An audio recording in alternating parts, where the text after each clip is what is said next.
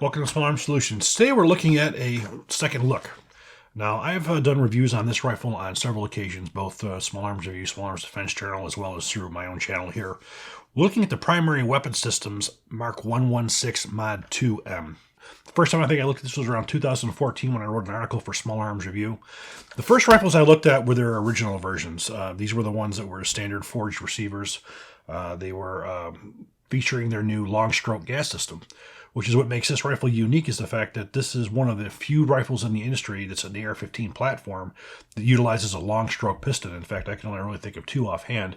The PWS here, as well as the AdCore Bear, or a Brown Enhanced Automatic Rifle, which saw very, very limited production for any number of reasons. So it was not what you would call successful. Not so much due to the design, but due to the company that was manufacturing it and some of the politics that went on. The rifle never went on to see any kind of really great opportunities. However, it was one of the finalists in the individual carbine program during that program. It did have so much promise, but again, just due to the company that it was being taken on by, it just never had the chance.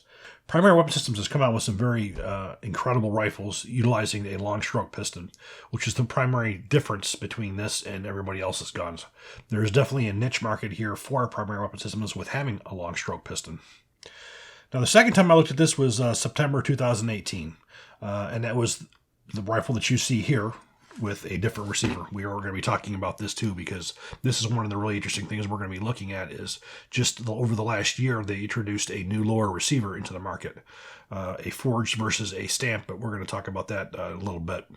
But this was the original receiver. This is the newer receiver on here, but this was the original receiver that we had tested.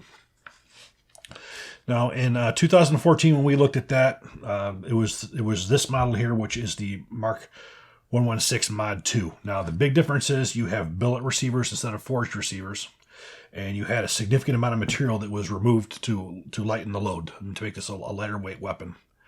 And most of these parts are manufactured in-house by Primary Weapon Systems, which is something else that's very, very unique about Primary Weapon Systems, was the fact that they manufactured a majority of their parts in-house. I also want to just to pull out just as a note for you that the rifle that we see through Brownells, the AR-180 or BRN-180, which is primarily designed and manufactured by Primary Weapon Systems. So the people over there are brilliant at their work. The original rifle that we looked at in 2014 was their Mark 1 Mod 1, and then we also looked at their Mark 214 Mod 1, which was their 7.62 or 308 rifle. So the 308 rifles are a little hard to come by these days. I've been looking for one of those for quite some time. They haven't made those in quite some time. They still manufacture their forged receivers as well as their billet receivers. I do believe that the billet receivers are far more popular because, again, these things are just very well made. They have a very unique look to them, and they have been very, very well thought out in their design. Now, my initial review from both original times was the fit and finish was absolutely incredible. The attention to detail, the quality control, the precision manufacturing of the components. It was very, very interesting. I decided I wanted to take another shot with this because there was a couple differences with this review versus my previous two. The first one was going to be utilizing a sound suppressor. So that was one of the big changes that there was. Back when I originally had access to these rifles, I didn't have access to sound suppressors. So we decided we were going to use the OSS HUXWRK sound suppressor on here. And the other thing was we want to take a look at the new lower receiver. Going through our timeline, we've looked at 2014, the introduction of the Mark 1, which was the forged receivers. Then we go into September 2018, where we took a look at Mark 216 Mod 2, which is the version we talked about, which had this upper with this lower on it. Now, at that time, I thought it was a complete game changer for Primary Weapon Systems. Now, as really nice as it was having just the long stroke piston on their rifle, when they switched to their own receivers, their own components, to the rifle that you see here, I really thought that it was a game changer. Lighter weight, it had its own look. It stood on its own 2 feet for as far as I was concerned, and it literally filled and completed its own niche with a long stroke piston.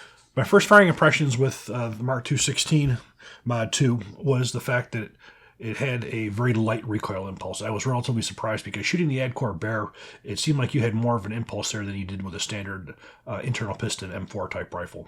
So I was really impressed with the overall feel.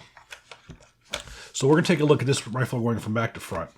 Okay, now looking at the Mark 116 Mod 2 M, we're taking a look at it from back to front. We have a billet receiver. We have a 6-position receiver extension. Now on the bottom of the receiver extension, you also have drain holes for water. You also have a non-staked system here where you didn't have to stake it into place. You have like a ratchet that holds it into place. You also have on the back, you'll have a QD mount.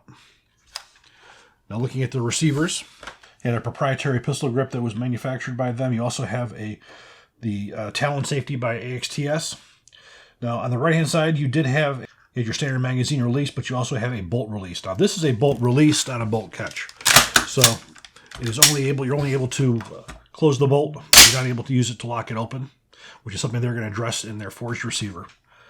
Now, as you can see, we have a lot of material that's been removed to lighten it up. Looking at the upper receiver, also billet, no forward assist. You can see a lot of the grooves on here where they took out a lot of material. Fire cartridge case deflector.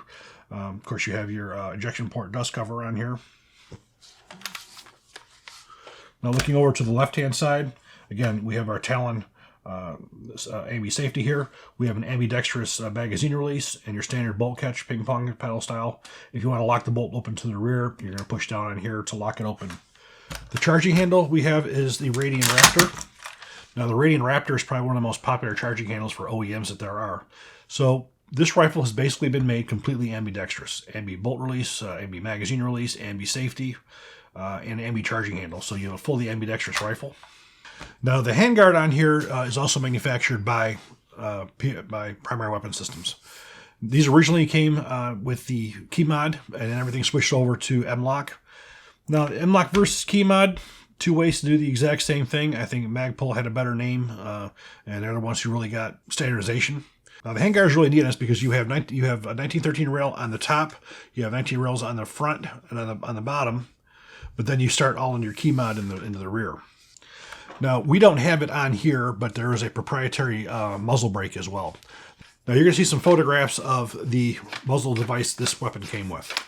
Now, that was rather interesting. It's been used by other OEMs, including FN with their SCAR. It is an excellent muzzle brake. However, what it does to the noise is it increases the noise and increases the flash like you can't believe. So that was something that I immediately removed myself. I put on a Smith Enterprises Vortex on there. However, that has been changed over to a flash suppressor that works as a device for a HUXWRK 762 can. Now, the HUXWRK 762 can was a big addition that we put onto this, is what we're going to talk about in a few minutes. So we're going to take a look at the inside of this rifle. We're going to see how the long stroke piston works.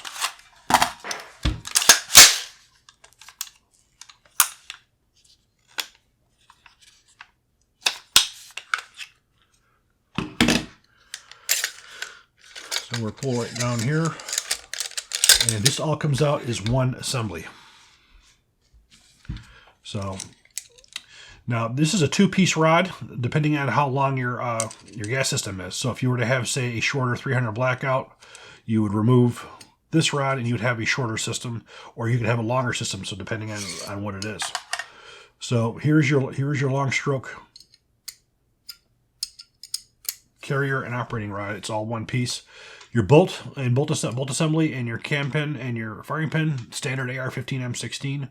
There is no difference. You also notice in the bottom of the carrier here, we do have sort of a ski on here. But one of the biggest issues that you have with the short stroke piston is because when it's being struck, it's driving the carrier downward. So you're getting what you would call carrier tilt. And generally what that can do is the bottom here can scrape up the inside of the receiver.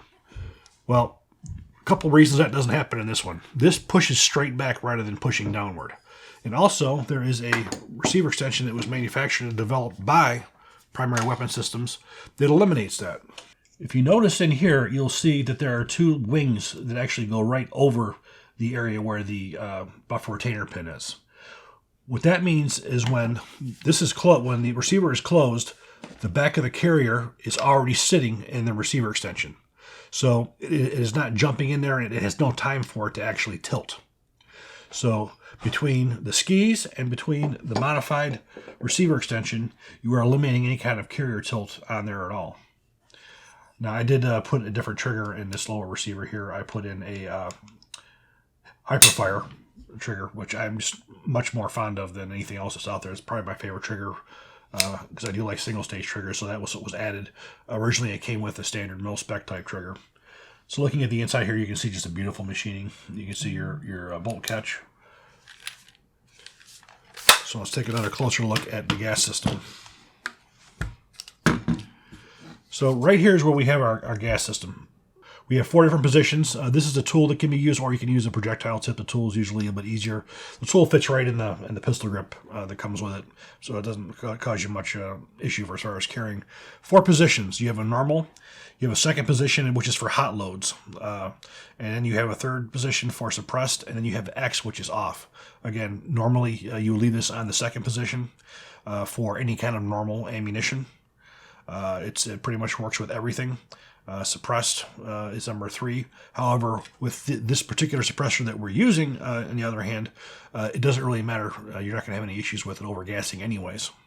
So this was the second time that I had used this rifle. For reassembly, it's very, very simple. We have to take the section off.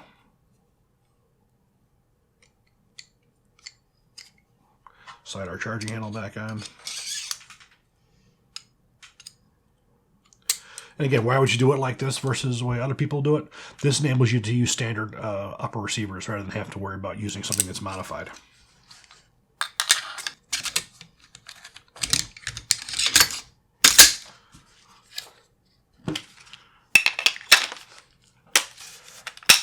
So I'm talking something else about this gas system on here. Now again, we had the 4 positions like we discussed. We also have something else that goes on underneath here. We have a delayed gas release. Basically what you will have, you have a few holes in here that go from smaller to larger sizes where it vents off the gas. So you're getting more of your gas vented off in the front here than you are going back, which also works out well when you're using a sound suppressor as well. So the third time we went out, we had some modifications to the system. The first one was going to be the lower receiver. Now this just happened over the last year. A new lower receiver was introduced. So we're going to take a look at those 2 lower receivers and see the difference.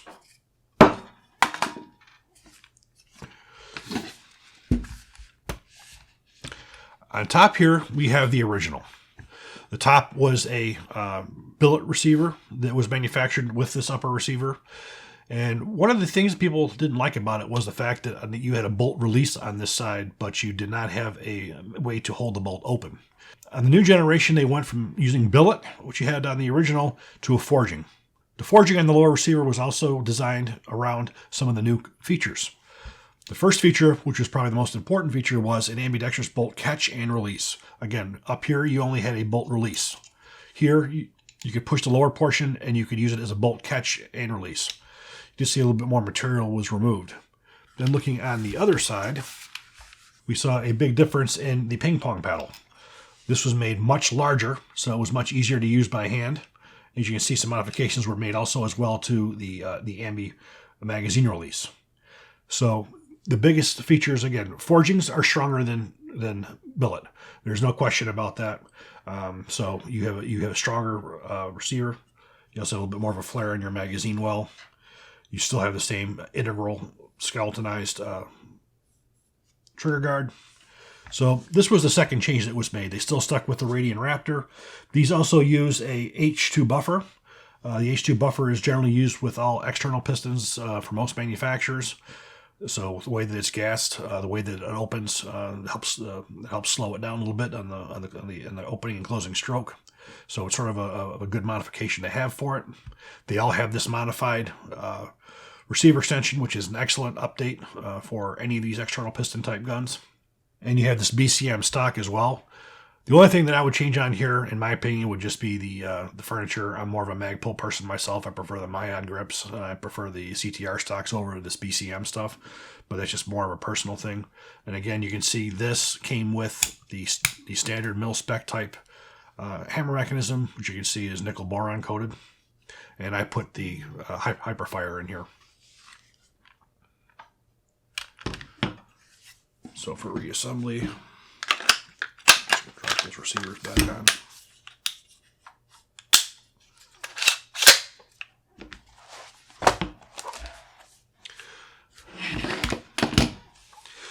Now, over these intervening months where we did the retest on these and just started doing this a lot more, it was in excess of 1,000 rounds plus. We fired a lot of different kinds of ammunition, but we did a lot of it with the sound suppressor. Now, the sound suppressor, this is the OSS technology. This is the HUXWRK 556 QD. Now, again, what makes this one different is its flow-through system versus the standard baffle system. The standard baffle system overpressures the rifle, and it pushes all that gas going right back to you. It goes into your face. It comes out the ejection port cover. This does a whole different way that it does that gas. The gas goes out to the front. So when you watch the videos of me firing this rifle, you will see hardly any gas at all coming out the side. I don't even notice it. And I had seen this on some other videos too. Mac does a video on this one too, and he uses the same kind of suppressor on that. And I couldn't believe when I saw his videos that there was just no gas that was coming out the side. So I want to try that myself. So I got that suppressor with this rifle, and that was probably the biggest thing that surprised me was the fact that there was nothing, and the recoil was as soft as could be, for as far as even compared to an internal piston. So, you know, the overall impression with the suppressor was incredible. This wasn't, I didn't test this with a standard baffle, I just tested it with this. But I will say the combination of this rifle, this gas system, with this sound suppressor was a complete winner for as far as, no gas in your face, nothing. So the only things that I have really added to this rifle outside of the suppressor was, first off, was the scope. We have a Vortex on here. This is a Strike Eagle. It's a 1:8 LPVO or a low power variable optic. We also added the backup sights, which is the Magpul MBus Pro. So I think we're going to do now is go to the range and we're going to see how it shoots. I'm going to talk a little bit about the gas system of the primary weapon system Mark 116. We have three settings. One is normal. Two would be for, say, for use with higher pressure ammunition to lower it down. Three is suppressed, and we're going to do all three of those. The ammunition I'm using here is 5.56 millimeter full metal jacket with 5.56 pressures on setting 1. So we're going to see how that ejection pattern is, showing it's ready to fire, and then we're going to take it down to setting 2 to see the difference. So setting 1.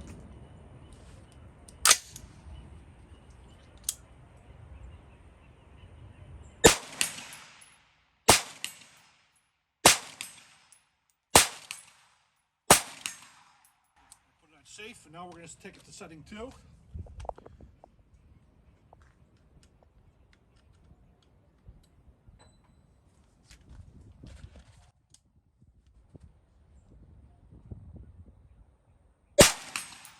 going to see this is much lighter and much more comfortable to shoot.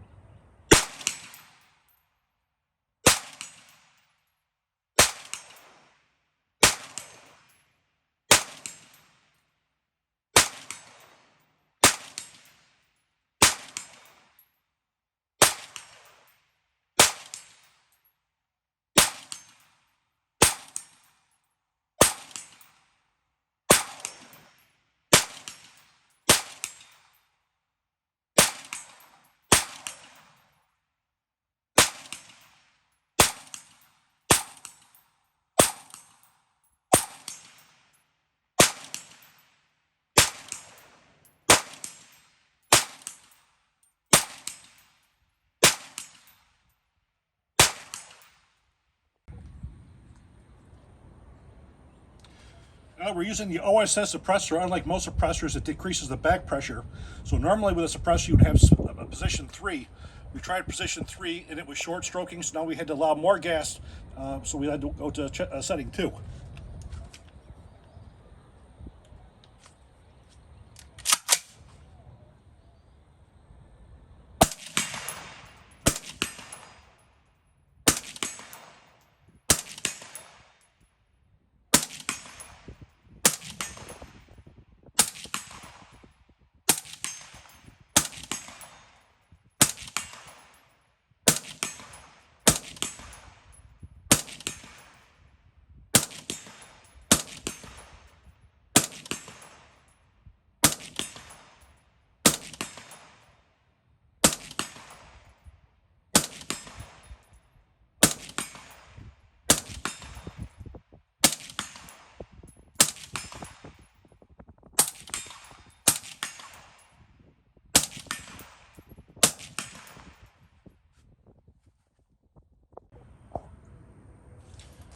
OSS suppressor on the primary weapon systems Mark 116 Mod 2.